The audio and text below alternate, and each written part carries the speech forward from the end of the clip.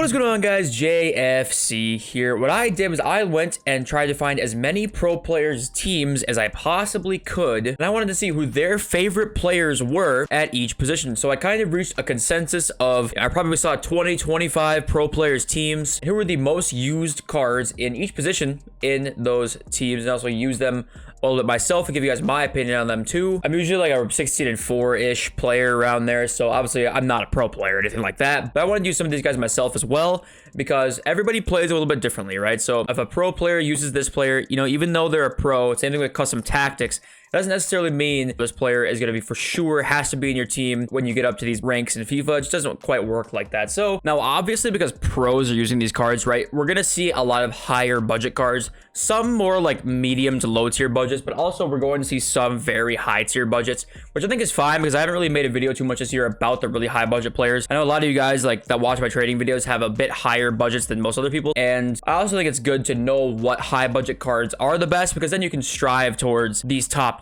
tier cards and know what cards you want to get when you get those higher budgets, because it's gonna happen eventually if you play in the games, playing FUT champs, doing all that stuff, watching trading videos on YouTube, mine especially, you know, that kind of stuff. Let's just begin. Starting at goalkeeper, pretty much the best consensus keeper that I mostly saw being used was mid Edwin van der Sar. There were some other guys, obviously, that like were more chemistry based. Like I saw Allison a couple times, but for sure the most often used goalkeeper in the pro teams was this mid Edwin van der Sar. And I'm pretty sure this card was actually more expensive in past FIFAs as well, because goalkeepers this year, you know, they're kind of not much of a difference between all of them. So I'm not surprised he's lower, but yeah, mid Edwin van der Sar, he's 6'6". He's got long throw, comes for crosses, two pretty good traits. So he kind of every year seems to be you know, a pro player type card. At right back, there's really one main player here as well, and that is Kyle Walker. Kyle Walker was in pretty much most of the pro teams. I've been saying in my videos that I think this guy's one of the best players in FIFA. Literally, like I rate him that highly. I don't know what it is about him. His acceleration, his defending, all of it is just immense. He's the best right back in FIFA, in my opinion, even including icons. And the other player that was used at right back at some points was Cafu.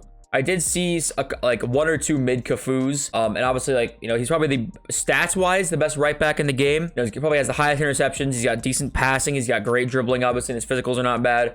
But I think Kyle Walker was even used more than Cafu was. So the two center backs are next. And I tried to find as many teams as I could to get a consensus, because the two center backs obviously changed a lot in the different teams. But I think there were definitely two center backs who were used a lot. And the first one was Virgil van Dijk. So the gold Virgil van Dijk was one of the guys who I was a little surprised at was just how much he was used. But he really is an insane card this year. And he was probably the most used center back out of all the pros. And the next two were probably second and third. 6'4", medium high. I love this card. Reactions and composure high. His physicals are immense. He's very tall. He's got good passing, and he's got good reactions and composure. So there's nothing really wrong with this card at all. He's got lengthy, pretty much a perfect center back. And I think this could be the year where like Virgil van Dijk, maybe it was like FIFA 20, FIFA 21 maybe, where he was like the best center back in the game. I think this year he could like retake that throne. And next center back is somebody who I was a little surprised was so often used, but I used him and he was absolutely amazing, and that was this Inform Fikayo Tomori card. Inform Tomori was really good for me. I loved this card. 6'1", medium high work rates. He's got really good reactions and composure. Again, his physicals are really nice. But what he just felt so fast, and his body type is kind of thick. So he just, for whatever reason, seemed to be an amazing center back. So yeah, Tomori definitely worthy, and I understand why he was in all these pro players teams, because he really was an immense player. And the next center back was kind of like an honorable mention. He almost made the team, was Lucio. Lucio seemed like he really was in a lot of these pro player teams. Now, I've not used Lucio this year, but 6'2", medium high, so he's got the height. The defending is obviously immense. The physicals are there too. Yeah, this Lucio card looks awesome, and I'm not surprised that he is in a lot of these teams. The problem is he's just super expensive. It's like 700k for a center back, 750k for a center back, which is a lot. Yeah, so Lucio almost made the team, but he just didn't quite make it. And at left back, there was one kind of main one, and that left back was, I actually have him already. I have read João Cancelo, and Cancelo was kind of seemingly the main left back being used. I love this card. This card's amazing to me. He's really good at defending, I've noticed, and he just feels great on the ball, and he's got the passing as well to make long passes down the side. Nothing wrong with this Cancelo card either. He's really good, and the fact that he's been so cheap, like he was 150k at one point, now he's 180k. I still think that's a pretty crazy price for such a good informed left back. This is going to be kind of the consensus back line that I found at the pro teams. So Van der Sar, Walker, Van Dijk, Tamori, and Cancelo. So obviously, ignore the links. This team's kind of all over the place in terms of links. I just wanted to find the main players that pros used in their team, and Cancelo was the main left back I saw. The other left back I saw the most was Theo Hernandez. Theo Hernandez was probably the second most, and Theo Hernandez every single year, not this card, by the way, his gold card. He is 6 foot, and his body type in game is like super tall. He's got crazy good physical attributes, so he's kind of got that Kyle Walker effect where like the physical attributes are there, and he's just really, really fast. So not surprised Theo Hernandez was as used as he was. I'll start with the midfielders next. So the two midfielders that were like by far the consensus midfielders, right? These guys were in, I want to say, almost every single player's pro teams. Was first of all, Claudio Marchisio. So I used Claudio Marchisio, and I really, really liked him. 5'11", high, 4-star. He's in the Hullet gang, above 80s on everything. There's no real weakness to this card. He's not the most strong, but he's got crazy good stamina. His dribbling is great. Passing is great. Pace is solid. Shooting, solid. So no real weaknesses with this card. Flare trait as well. Long shot taker trait. And one of the things I definitely noticed with him was definitely he actually had crazy good interceptions, and he just felt really nice on the ball. I can definitely see why pros want to use him. The dribbling this year obviously is not like it used to be, and he felt really, really nice on the ball. Definitely was a good playmaker in the midfield. Use him as a DM and as just a regular center mid. Yeah, I think he was really, really good. And I think, you know, he's expensive, but I think he's probably worth a lot of coins. I don't know if he's worth 700 and some K, but he's definitely worth a lot of coins. And the next midfielder that was in, I think, every single pros team I saw, I don't think there was a single one didn't have Yaya Toure in it. Yaya Toure, he's really expensive, right? Obviously a really, really expensive card.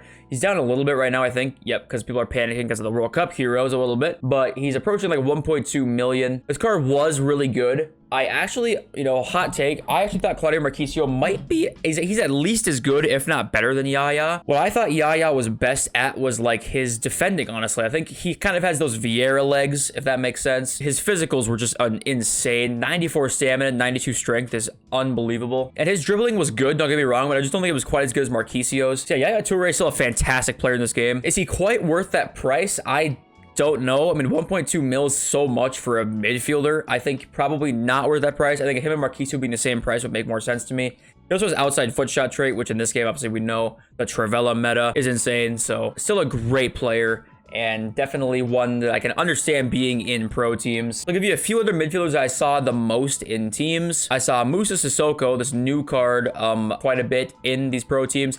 I've used Sissoko, and he's fantastic. Everything you'd want out of a defensive midfielder. Another one that I've used as well that I saw in some teams was Seko Fofana, the new card. This Fofana card is obviously really, really good. 6'1", high, 4'4".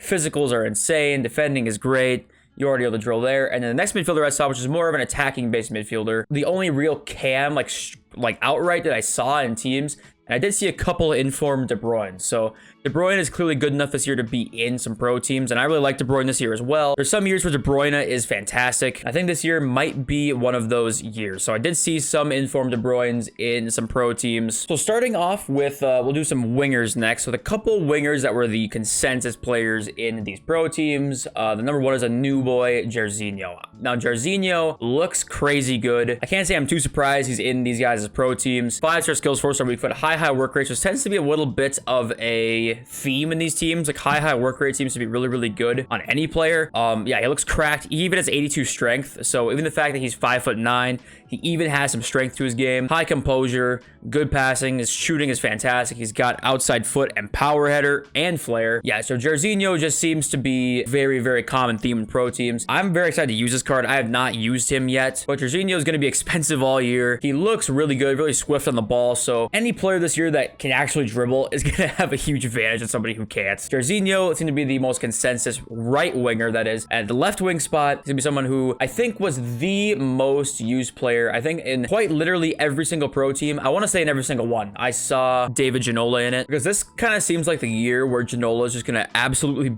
be the best card in FIFA. Last year, he was insane for me. I loved Ginola. I've used him in draft once this year, and he was great. There's no weakness to this card in any way. Everything you'd want out of a card this year, this Ginola card has. And obviously, he's like 2 million coins, right? I believe he's still 2 mil. Yeah, he's right around that 2 mil mark, which is obviously insanely expensive. This card was in every single player's pro teams. And I swear to God, by the way, wasn't he left-footed last year? Did EA just make him the wrong foot this year or last year? I don't know what happened there. But yeah, David Ginola, not surprising to anybody, is in basically every single pros team. Now, the next person I saw who was a little bit controversial, like I heard a couple people say that they did not like Neymar. And I heard some people say that they really liked Neymar and they were in like half the players' pro teams basically. So it's informed Neymar. His shooting obviously isn't like immense, but he has some of the best dribbling, you know, of any card in FIFA basically. He's got outside foot shot trait, which is one of the most important traits in this game. 5'5" as always. Neymar was in a lot of teams, but not quite as consensus as the other two guys. But because Jairzinho and Ginola were in like mostly everyone's teams, there's not really too many other wingers to say because there really wasn't that many. So Jairzinho is actually 2.6 mil or so. So yeah, obviously, like we were saying in the beginning of the video, these cards are going to be pretty expensive because they're in pro teams and they're going to be needing to use the best cards in FIFA. So up top is striker, and it's still a surprise to like almost everybody this year.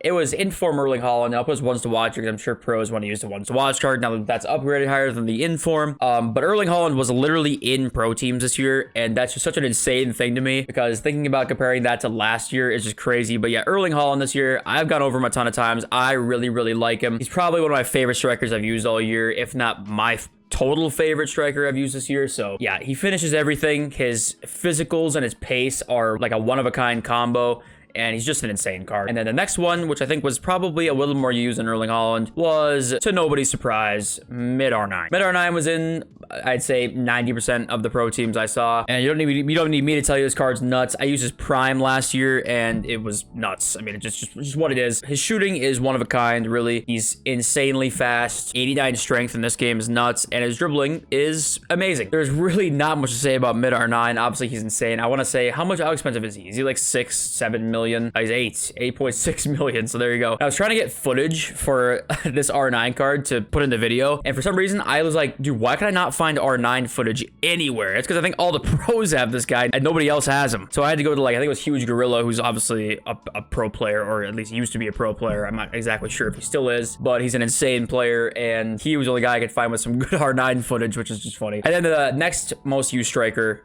or just kind of, he was used at striker and winger, was Mbappe. So yeah, not too many surprises in this video, but what this kind of does show is the best players that we kind of like consensus agree on in FIFA are being used in the pro teams. Because, you know, sometimes that can kind of get confused, like pros will not like a certain card, and the consensus out there is usually this card is really, really good. So you kind of try and find those discrepancies, if that makes sense. But this year, there's not quite as many. I think the biggest one that I don't necessarily agree with a ton is, like, I just think Yaya for that price is probably not that worth it. I thought Yaya and Sissoko were like pretty even. Obviously, Sissoko does not have the attacking ability that Yaya has, so that's obviously a big minus on that. But like, one card is 180k and one card is 1 million coins more than that. I think that price discrepancy is far too high for me. So let's go over a couple guys that like I saw 0 of, and I'm pretty sure I saw 0 Johan Cruyff, which I was very shocked about. I did not see a single Johan Cruyff mid card, and I want to say that just because this year his physicals are, you know, physical is kind of important. He does not have that. I'm not saying it's gonna be bad at all. You know, he's got a ton of traits and he's always great in FIFA, but I do wonder if Cruyff this isn't going to be his like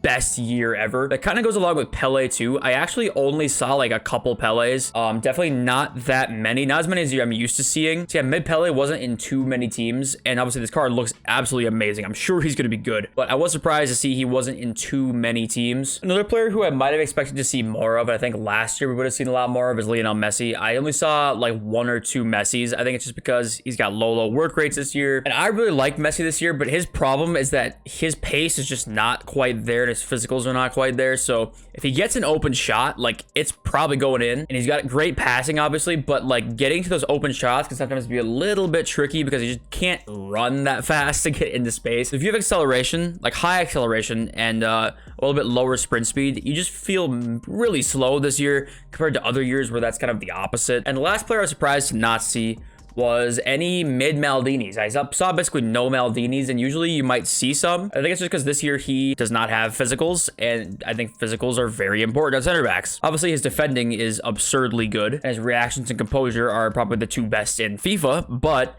his physicals being 83 strength, 79 aggression are just not that great. And I think that's the reason we don't see many Maldinis in these pro teams. So let me know what you guys think. Do you guys think this Yaya Toure is worth that price? For you guys, I know many of you have tried Yaya this year. Do you think he's worth that price? I think he's worth being expensive, but I just don't think he's worth 1.2 million coins personally. If any of you guys use Jarzinho, Ginola, R9, you know, let me know down below because I want to see if you guys also think that they are worth that crazy price point. If you guys did enjoy the video, please leave a like, subscribe if you're new around here. It helps me out a ton, and you're gonna get content coming your way every single day of all types, all shapes and sizes. I love all of you, and I'll catch you next video very, very soon. Peace!